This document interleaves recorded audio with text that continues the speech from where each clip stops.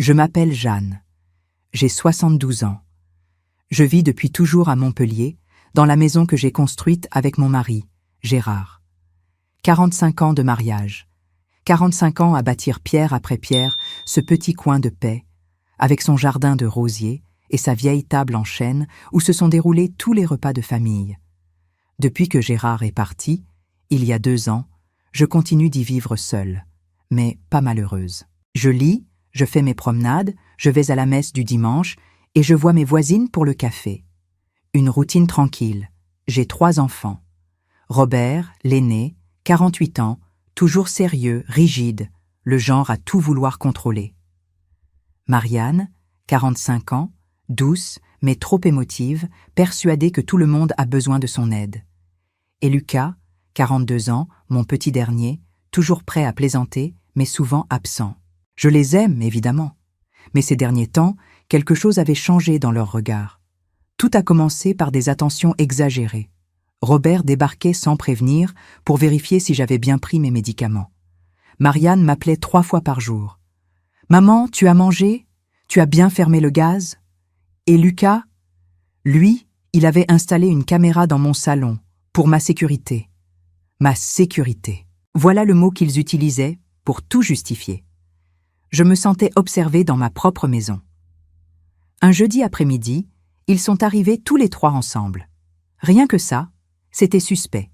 Ils ne se coordonnaient jamais pour venir. Je les ai trouvés assis sur le canapé, le même sur lequel j'avais brodé les coussins moi-même. Robert tenait une chemise pleine de papier.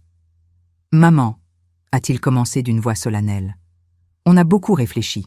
On pense que tu ne peux plus rester seule. » Je n'ai pas eu le temps de répondre.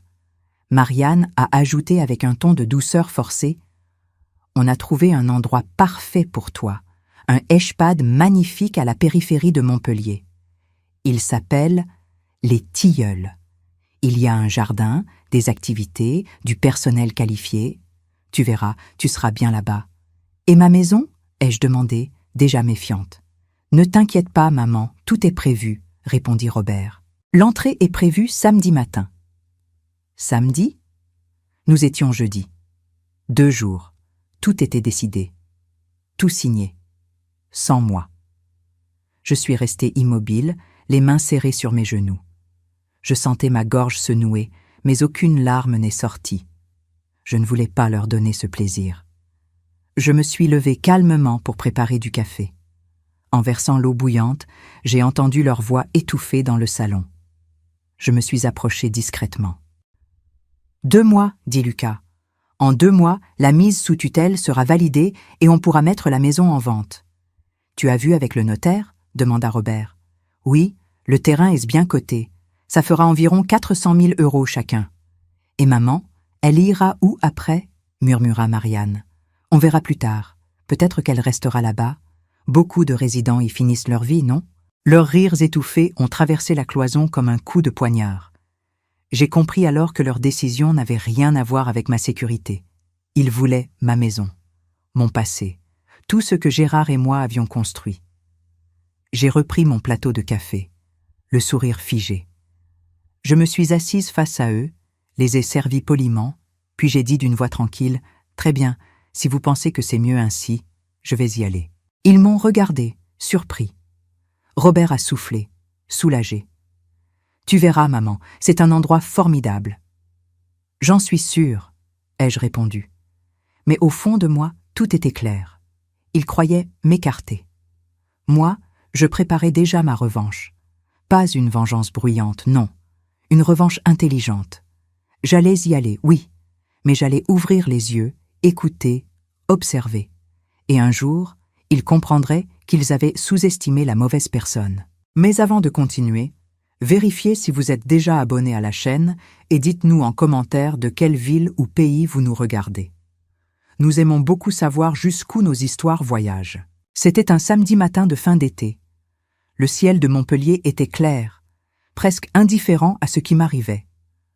Robert conduisait, Marianne me parlait sans arrêt pour éviter les silences, et Lucas prenait des photos du jardin de ma maison, comme pour la figer avant de la vendre. Quand nous sommes arrivés devant l'EHPAD Les Tilleuls, j'ai eu un frisson.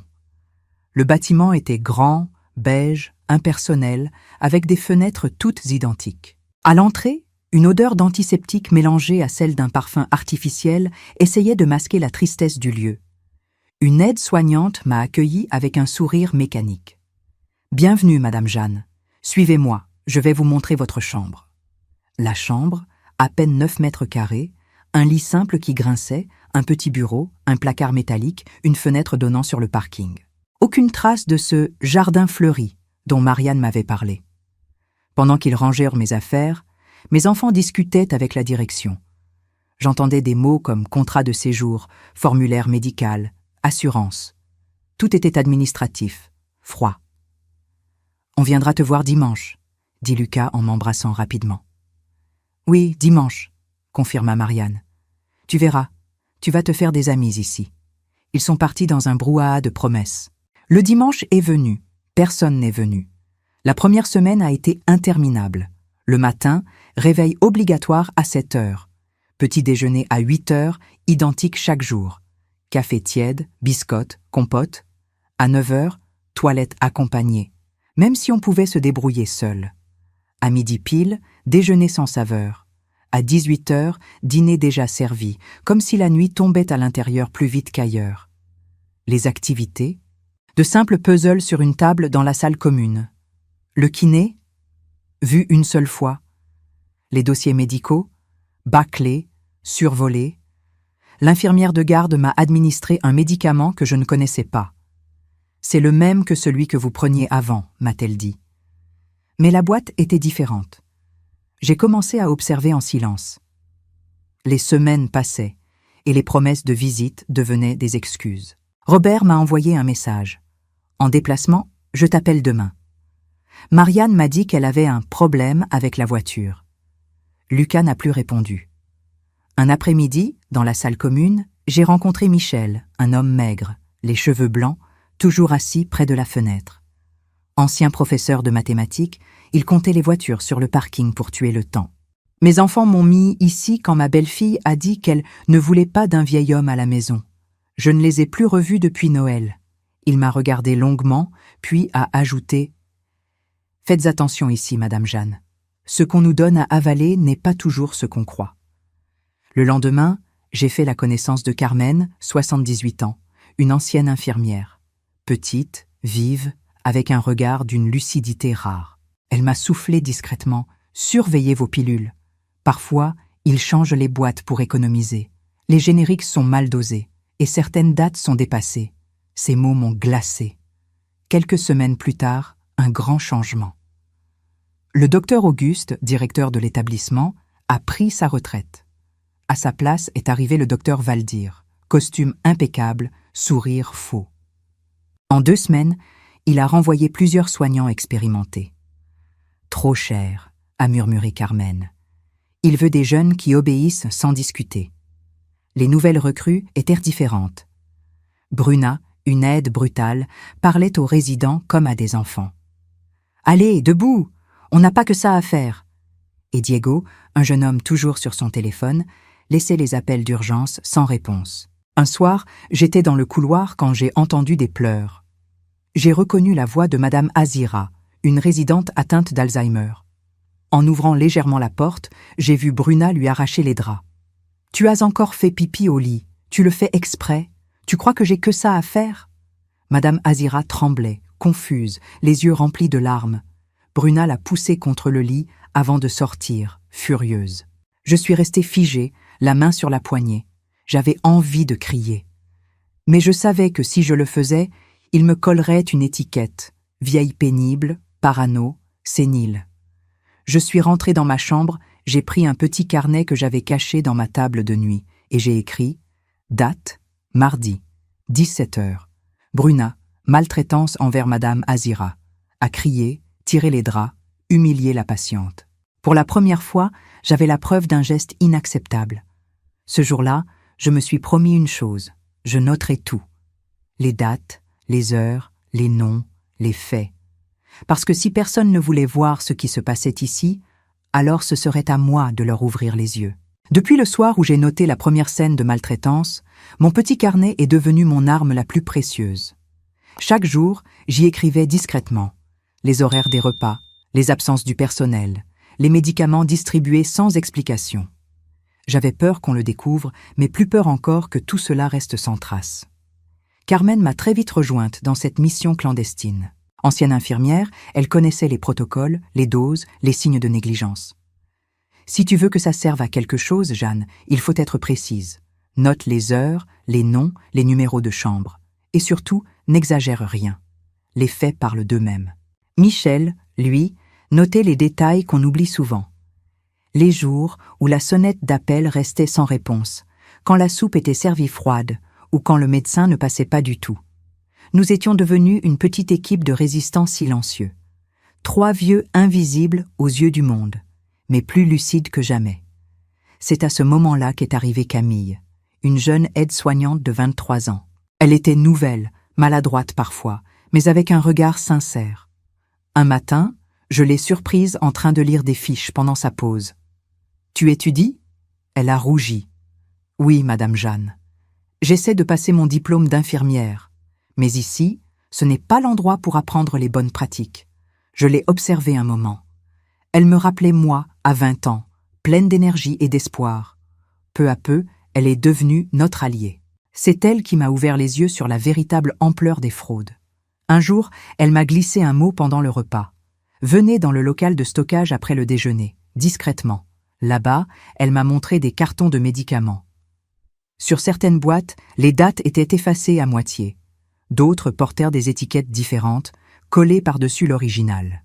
« Regardez », m'a-t-elle dit, « ce sont des génériques bas de gamme. Mais sur les factures envoyées aux familles, ce sont les marques qui apparaissent. J'ai vu les montants. Le prix est triplé.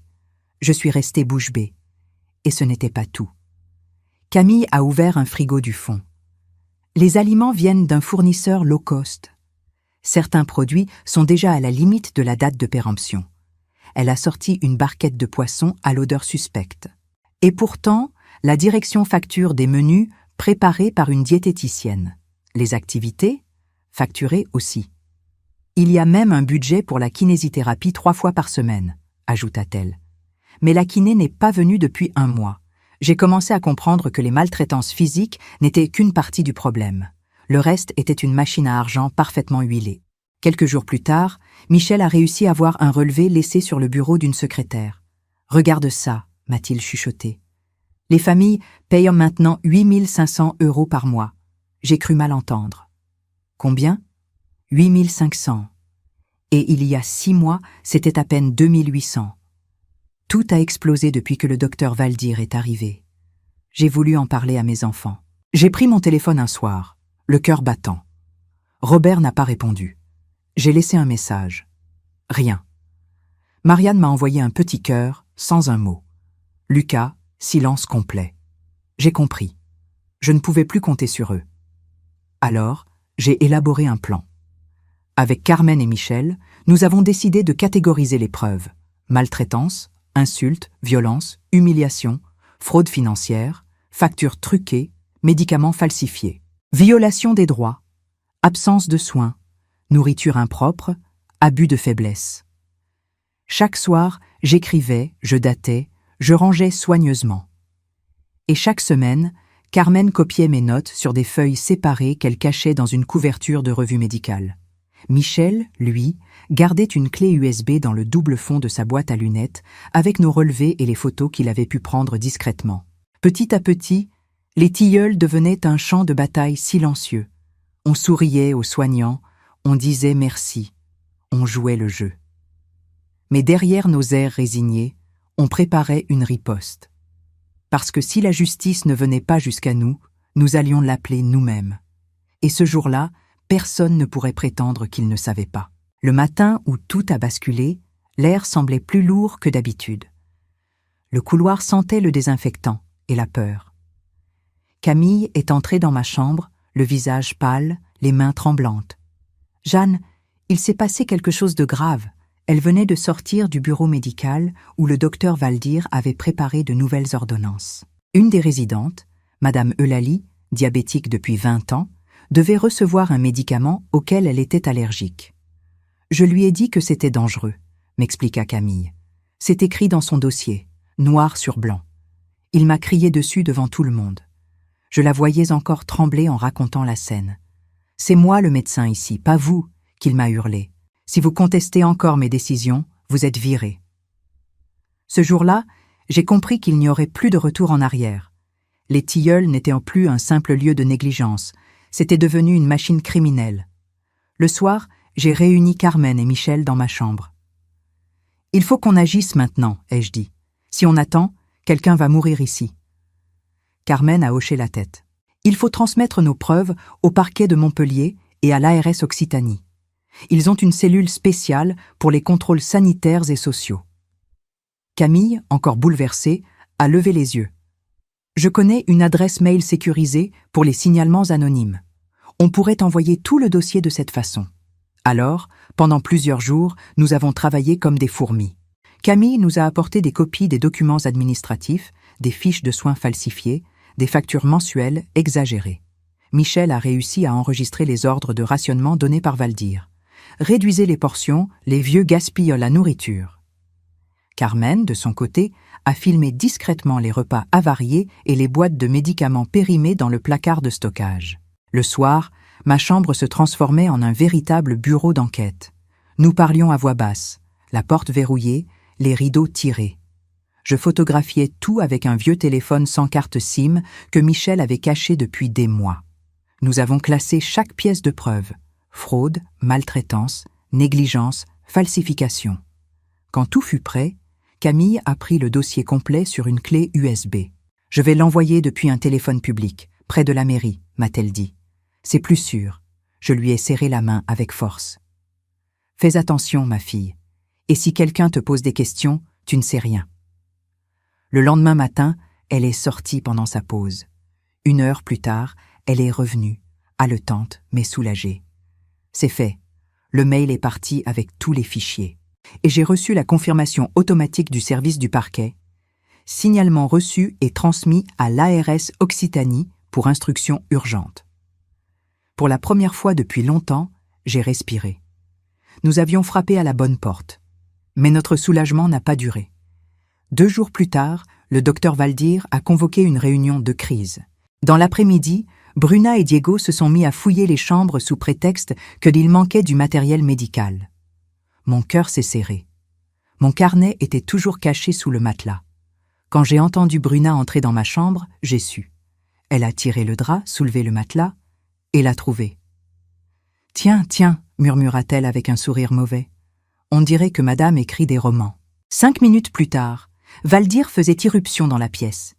Il brandissait mon carnet comme une arme. « Qu'est-ce que c'est que ça ?» cria-t-il. « Des accusations? Des mensonges? Vous savez que je peux faire transférer les fauteurs de troubles ailleurs ?» Je l'ai regardé droit dans les yeux. « Ce ne sont pas des mensonges, ce sont des faits. »« Vous êtes folle !» a-t-il hurlé. « Personne ne vous croira. »« Ce n'est pas nécessaire qu'on me croie, » ai-je répondu calmement. Les preuves parlent d'elles-mêmes. C'est alors que Carmen est entrée, suivie de Michel. « Vous pouvez le jeter, votre carnet, » dit Carmen d'une voix ferme. Valdir s'est tourné vers elle, surpris. « Comment ça ?»« Parce qu'il y a 3 copies. » Michel a ajouté, impassible. « Une chez moi, une dehors et une entre de bonnes mains. » Le visage du médecin a pâli. « Vous ne savez pas à qui vous vous attaquez. »« Si, docteur. À un homme qui a oublié ce que veut dire « prendre soin », ai-je murmuré. Il a déchiré mon carnet en morceaux, furieux, les feuilles volant dans la pièce. « Vous croyez avoir gagné? Vous n'avez rien. » Camille est arrivée à ce moment-là, haletante. « Si, docteur. Le contrôle arrive demain. L'ARS a confirmé. » Le silence qui a suivi a été glacial. Valdir a reculé d'un pas, son arrogance s'effondrant. Carmen a posé sa main sur mon épaule. « Jeanne, c'est fini. »« Non, » ai-je répondu doucement. « Ce n'est que le début. Demain, les portes blanches des tilleuls allaient enfin s'ouvrir, et tout ce qu'elles cachaient allait éclater au grand jour. » Le lendemain matin, à l'aube, un silence étrange régnait sur les tilleuls. On aurait dit que les murs eux-mêmes retenaient leur souffle. Puis, au loin, un grondement de moteur. En regardant par la fenêtre de ma chambre, j'ai vu arriver 3 voitures de police, 2 véhicules de l'ARS Occitanie et un fourgon du parquet de Montpellier. Les uniformes bleus, les blouses blanches, les badges officiels, tout cela semblait irréel. Après 2 ans d'attente, la justice venait enfin frapper à la porte. Les agents sont entrés avec professionnalisme, sans un mot de trop. Contrôle sanitaire et social, a déclaré la chef d'équipe. Personne ne quitte l'établissement. Les couloirs se sont remplis d'agitation. Bruna paniquait, Diego s'était enfermé dans l'infirmerie et le docteur Valdir tentait désespérément de garder son masque de calme. Pendant que les inspecteurs photographiaient les stocks de médicaments et interrogèrent le personnel, des assistants sociaux prenaient soin des résidents. Certains pleuraient de soulagement, d'autres restaient muets, trop épuisés pour comprendre. Carmen me serra la main. « On l'a fait, Jeanne. On a tenu jusqu'au bout. Je lui ai répondu à voix basse. Oui, mais le plus dur commence. » Vers 10 heures, j'ai vu Valdir escorté dans une salle pour être interrogé. Il était blême, le front couvert de sueur. Son ton hautain avait disparu. « Je ne suis au courant de rien, » répétait-il. « Ce sont mes employés qui ont fait des erreurs. » Mais les agents sortaient déjà des classeurs pleins de factures truquées et de documents falsifiés. Le contrôle a duré toute la journée. À 17 heures, les journalistes commençaient à se masser devant le portail. Les caméras filmaient les ambulances qui transféraient les résidents vers d'autres établissements. Les Tilleuls, cette prison blanche, s'effondrait enfin. 2 ans. Voilà exactement 2 ans que j'avais franchi ces portes pour la première fois. 2 ans de silence, de peur, de stratégie discrète. Et ce même après-midi, mes 3 enfants ont reçu l'appel qui allait tout changer. Robert était en réunion, Marianne en cours de pilates, Lucas au restaurant avec sa femme. Tous ont reçu la même phrase glaciale. « Bonjour, ici le parquet de Montpellier. Il faut venir immédiatement à l'EHPAD Les Tilleuls. Il s'agit de votre mère, Madame Jeanne Lemoine. » Ils sont arrivés ensemble, le visage défait. Devant eux, des policiers, des gendarmes, des agents de l'ARS et des journalistes. Le portail était gardé. Les Tilleuls n'étaient plus une maison de repos, mais une scène de crime. Je les ai vus entrer, hébétés. Moi, j'étais assise dans la salle commune, une couverture sur les genoux. J'étais fatiguée, mais droite. Camille se tenait à mes côtés, Carmen et Michel non loin. Robert a couru vers moi. « Maman, qu'est-ce que c'est que tout ça? Qu'est-ce qui se passe ici ?» Avant que je puisse répondre, une femme s'est approchée. Tailleur sobre, regard ferme et bienveillant, la procureure Béatrice Sampaio. « Bonjour, » dit-elle calmement, « vous êtes les enfants de Madame Jeanne Lemoine ?»« Oui, » répondit Marianne, la voix tremblante. « Alors vous devez savoir que votre mère a eu un courage extraordinaire. C'est grâce à elle que nous avons pu intervenir à temps. Elle a ouvert un dossier sur la table. Les preuves qu'elle a réunies pendant 2 ans sont accablantes. Détournement de fonds, falsification de dossiers médicaux, maltraitance institutionnelle et escroquerie envers les familles. Le docteur Valdir et plusieurs complices sont en garde à vue. L'EHPAD est placé en fermeture administrative immédiate. » Robert, livide, a balbutié. « Mais c'est impossible. »« Non, monsieur, » reprit la procureure. « C'est très réel. Les factures que vous payez pour votre mère étaient multipliées par 3. L'argent détourné s'élève à environ 3 700 000 €. Elle a marqué une pause avant de continuer. Grâce à la saisie des comptes, chaque résident identifié comme victime recevra une indemnisation d'environ 130 000 €. Je regardais mes enfants, figés, incapables de parler. Puis la procureure s'est tournée vers moi. « Madame Jeanne, au nom de la justice française, je vous remercie. Vous êtes une lanceuse d'alerte exemplaire. Votre carnet, vos notes, vos photos, tout cela va servir à protéger d'autres personnes âgées dans tout le pays. » Camille s'est avancée, les yeux humides. « Madame la procureure, Jeanne m'a confié une lettre. Elle voulait que ses enfants l'entendent aujourd'hui. » Elle a sorti une enveloppe soigneusement pliée, l'a ouverte et a commencé à lire à haute voix. Robert, Marianne, Lucas.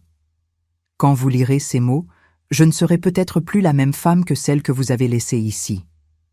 Vous pensiez me protéger, mais en vérité, vous m'avez oublié. Pendant 2 ans, j'ai été témoin de souffrances que vous n'imaginez pas. Mais j'ai aussi trouvé une force que je croyais perdue. J'ai lutté, Non seulement pour moi, mais pour ceux que la société préfère ne plus voir.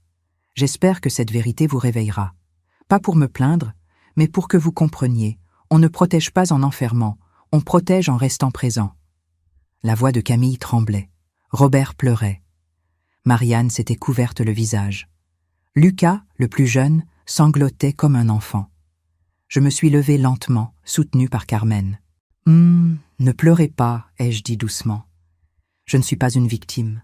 J'ai simplement rappelé au monde qu'une vieille femme peut encore se battre pour la justice. » La procureure a hoché la tête. « Et grâce à vous, Madame Jeanne, d'autres n'auront plus à le faire seuls. » Ce soir-là, alors que la police scellait la porte de l'établissement, j'ai regardé une dernière fois la façade grise des tilleuls.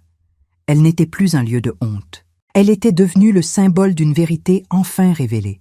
Le lendemain du contrôle, la lumière de Montpellier paraissait différente, comme si le ciel lui-même s'était allégé.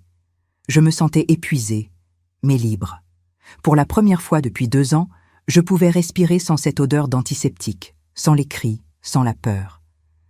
Mes enfants sont venus me voir à l'hôpital où j'avais été transférée pour quelques examens. Ils avaient le visage tiré, marqué par la honte et les larmes. Robert, le premier, a pris ma main. « Maman, on ne savait pas, on croyait vraiment faire ce qu'il fallait. » Je l'ai regardé calmement. « Non, Robert, vous avez fait ce qui vous arrangeait. Il y a une différence. » Marianne pleurait en silence. « Pardonne-nous, maman. On s'est trompé. On aurait dû venir voir par nous-mêmes. » Lucas, lui, semblait brisé. Je n'ai pas d'excuses. J'ai été lâche. Je les ai laissés parler, vider leur cœur. Pas de cris, pas de reproches, juste la vérité entre nous. Puis j'ai posé mes conditions. Je ne remettrai jamais les pieds dans l'ancienne maison. Elle ne me ressemble plus. Vous vouliez la vendre? Vendez-la. Mais cette fois, ce sera avec mon accord, devant un notaire, et sans mensonge. Robert a acquiescé sans discuter. « Bien sûr, maman, comme tu voudras. » Ensuite, ai-je poursuivi. « Je veux une maison à Montpellier, simple, lumineuse, que je choisirai moi-même. Une maison à ma taille, pas une cage dorée. » Marianne m'a pris la main. « On la cherchera ensemble, promis. » Et surtout, ai-je ajouté en les fixant un à un, je ne veux plus de visites par politesse ou de messages vides. Je veux votre présence réelle. Des repas, des conversations, des moments partagés. Si vous ne pouvez pas, je préférerais vivre seul avec une aide à domicile. Lucas a hoché la tête, ému. « Tu nous auras, maman. Cette fois, pour de vrai. » Puis j'ai regardé Camille, assise discrètement au fond de la pièce. « Et toi, ma fille, tu as fait plus que me soigner. Tu m'as sauvée. Je sais que tu veux devenir infirmière. C'est moi qui paierai tes études. Et si un jour j'ai besoin d'aide, c'est toi que je voudrais à mes côtés. » Elle a éclaté en sanglots, m'a serré dans ses bras. « Merci, Jeanne. Je ne vous oublierai jamais. » Les mois suivants ont filé comme un nouveau printemps. Nous avons vendu la vieille maison et, avec l'aide d'un notaire honnête, acheté une petite villa à Montpellier. 3 chambres, un jardin de lavande et une terrasse ensoleillée. J'ai choisi chaque meuble, chaque plante. Le dimanche, Robert venait déjeuner. Le samedi, Marianne apportait des fleurs. Lucas m'appelait chaque soir pour me raconter ses journées. La distance entre nous n'avait pas disparu, mais elle se remplissait doucement de présence et de sincérité. Camille, elle, poursuivait ses études avec brio. Elle venait m'aider parfois, surtout pour le plaisir de bavarder. Vous savez, Jeanne, tout ce que j'ai appris avec vous m'a rendue plus forte, m'a appris ce que veut dire prendre soin. Je lui souriais. Et moi, tu m'as rappelé qu'il y a encore des jeunes qui savent aimer sans intérêt. 1 an plus tard, mon vieux carnet, celui qui avait déclenché tout cela, a été exposé dans une exposition nationale sur les droits et la dignité des personnes âgées, à Paris. On l'appelait le carnet des tilleuls. En dessous, une phrase. L'âge ne retire pas la force, il la transforme. Le docteur Valdir a été condamné à 12 ans de prison ferme pour maltraitance, escroquerie et falsification. Ses complices ont écopé de peines assorties de travail d'intérêt général. Tous les résidents ont été relocalisés dans des établissements contrôlés, avec un suivi personnalisé. Carmen est partie vivre chez sa fille à Toulouse. Michel a retrouvé un petit appartement en ville, non loin de son petit-fils qu'il croyait perdu. Quant à moi, je vis tranquillement, entre mes plantes, mes livres et les rires de mes enfants qui reviennent enfin. Certains soirs, je m'assois sur ma terrasse et regarde le soleil se coucher derrière les toits. Je repense à tout ce chemin. Vieillir, j'ai compris, ce n'est pas perdre, c'est choisir. Choisir à qui donner son temps, son énergie, sa confiance. Vieillir avec dignité, c'est refuser la peur, c'est continuer à être acteur de sa propre vie. On m'a souvent demandé comment j'avais trouvé la force. La vérité, c'est que j'ai simplement appris à réagir avec élégance, même face à l'injustice. Parce qu'il n'y a rien de plus fort qu'une femme qui reste debout sans crier, mais sans plier. Et si un jour vous doutez de votre valeur, souvenez-vous. Tant que vous pouvez aimer, penser, parler, vous êtes vivant. Et personne n'a le droit de décider à votre place comment vous devez vieillir. Si cette histoire a touché votre cœur, répondez ici dans les commentaires. À ma place, qu'auriez-vous fait? N'oubliez pas de regarder la prochaine vidéo qui apparaît sur votre écran. Elle apporte un rebondissement surprenant et émouvant qui vous captivera du début à la fin.